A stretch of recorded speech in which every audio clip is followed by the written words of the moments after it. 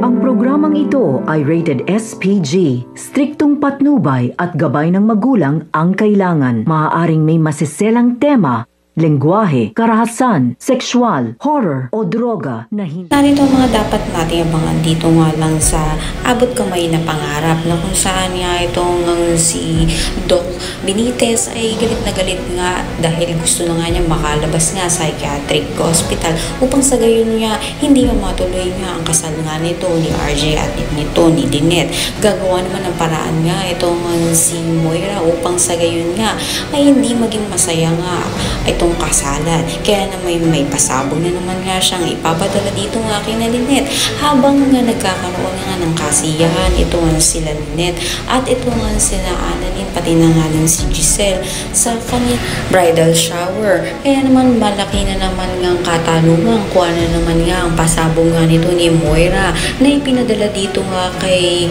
Lynette sa kanyang bridal shower. Malaking posibilidad nga kaya na isa na naman itong simbolo upang hindi matuloy ang kasal.